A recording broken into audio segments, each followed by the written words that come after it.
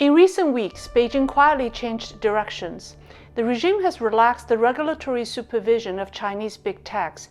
Its wolf warrior diplomats softened the hardline approach toward the United States and praised Sino-US friendship.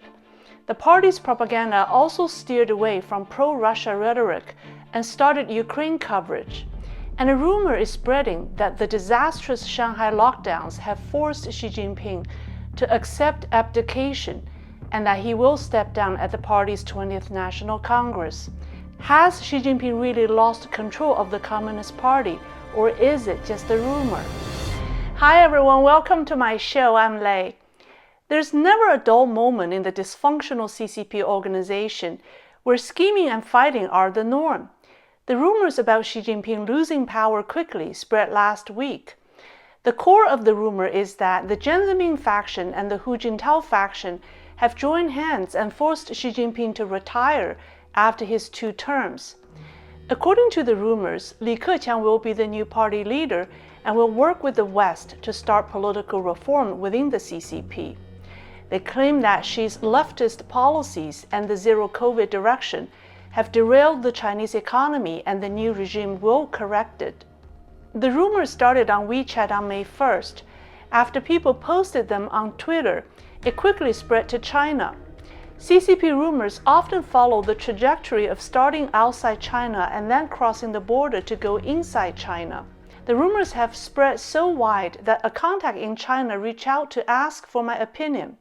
His family member, an official in Shanghai, heard that Xi Jinping's power has been usurped and he will step down in the fall. Whether the rumor is true or not, one thing is certain. The fight between the political factions within Zhongnanhai is getting out of control.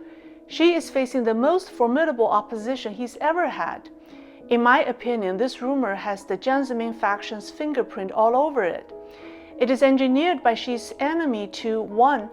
Push Xi further to the left so he's doomed to fail. 2. Stir up the public sentiment that Xi is finished. And 3. Rally support from Western governments and business communities by giving them the mirage of a new China. Here are my reasons. First, it's hard to believe that Hu Jintao would side with Jiang Zemin against Xi Jinping. When Hu supported Xi in gaining power 10 years ago, they had a common enemy, Jiang Zemin. While Hu was the top leader, he was powerless because Jiang's faction shadow banned him. The Jiang faction is the most evil faction in the history of the CCP. On several occasions, Hu escaped the Jiang faction's assassination attempts. Therefore, Hu and Xi may disagree on policies, but the disagreement cannot be compared to their animosity toward Jiang Zemin. 2. Li Keqiang is unlikely to become the top leader. He is not a princeling and doesn't have the strong backing and support needed to be at the top. Li's biggest supporter has been Hu Jintao, who had limited power himself. Also, I don't think Li is the type of man who would usurp the power from Xi, especially after having announced his retirement just a few weeks ago. The Jiang faction may want to use him as a frontman, but I don't think Li would let himself be controlled by the Jiang Zemin faction. The CCP won't undergo political reform, for sure. It has never happened and will never happen. Anyone who tried to initiate political reform within the CCP didn't last long. The cornerstone of political reform is transparency. Any kind of political reform would eliminate or reduce the privilege enjoyed by party leaders and their families, and would expose their wealth. They won't let this happen. Lastly, Xi Jinping won't give up his power. There are still 5 months until the 20th National Congress. He has plenty of time to maneuver. Since taking the top leadership position, Xi has learned to toughen up in the wild CCP jungle, be it a financial coup or assassination attempts. To think that he would willingly give up power to Li Keqiang after a CCP leadership meeting is bizarre. Another reason that makes the rumors not credible is the alleged role of the military. One source said that the military remains neutral over the power change at the top. Well, being neutral is not in the communists' DNA. The CCP system requires absolute loyalty. Not picking a side means you are loyal to neither, and it's not something communists do. You have to pick a side, just like in gambling. How did Xi Jinping respond to all this? On May 5th, the CCP's Politburo had a meeting about the pandemic, and Xi made a few statements.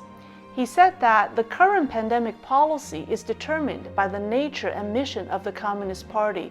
He was basically saying that he couldn't have issued a different policy because the party's nature and purpose demanded the zero-COVID lockdowns. What Xi said is utterly true. Do you think the CCP will come up with policies based on science and compassionate considerations of the people? No, that won't happen. The CCP's nature and purpose decided how the pandemic would be handled, just like Xi said. Xi also gave his political enemies a stick warning by saying, if we won the battle in Wuhan, we will win the battle in Shanghai. He was saying that since zero COVID worked in Wuhan, it should also work in Shanghai. If it doesn't work in Shanghai, the policy isn't the problem. There must be something or someone else causing the problem. Lastly, Xi sent his enemies 3 strong commands of how to handle the matters at hand by resolutely overcoming lack of awareness, insufficient preparation, and inadequate work, resolutely overcoming contempt, indifference, and self-righteousness, and resolutely fighting against all words and actions that distort, doubt, and deny China's COVID policies. CCTV dedicated more than 5 minutes to broadcasting Xi's speech, and all major party media and official state media reported it as headlines. On May 7th, the newspaper affiliated with the CCP's Central Commission for Discipline Inspection published an editorial titled, "A Profound, Comprehensive, and Complete Understanding of the COVID Control Policy Confirmed by the Party's Central Committee." On the same day, the People's Liberation Army Daily also published an editorial asking the entire military to unify their thoughts and actions to the decision and deployment of the party's Central Committee and President Xi. Xi Jinping is telling the world that he has tight control over the military and over the most powerful CCP organization responsible for bringing down CCP officials, the Commission for Discipline Inspection. By controlling these 2 apparatuses, Xi still remains the most powerful person within the CCP. Now, many people don't understand why he doesn't care about the Chinese economy, as the lockdowns are wreaking havoc economically. The answer is, Xi doesn't have total control over the economy. The Jiang Zemin faction controls the economy. China joined the WTO during Jiang Zemin's time. When Hu Jintao was in power between 2002 and 2012, he was only a figurehead. Jiang and his faction still controlled China during that time. The Jiang faction still has a tight grip on the economy now. When Xi Jinping fights with the Jiang faction, he doesn't care about the economic crisis because economic collapse means the collapse of the Jiang faction. In my opinion, the rumor is being spread by Xi's enemies. It's their ongoing effort to bring down Xi Jinping. It's crafted carefully to fool party officials as well as CCP observers outside China. It fooled Hu Xijin, one of the die-hard loyalists and former chief editor of the CCP's English mouthpiece, Global Times, who posted an article critical of the zero-COVID policy on May 5th. Within hours, he deleted his own article and disabled the commenting function after realizing that he got it wrong. It's just a big drama unfolding and will get worse from here on. Stay tuned, I'll keep you updated. That's all for today. Thank you for watching, and I'll see you next time.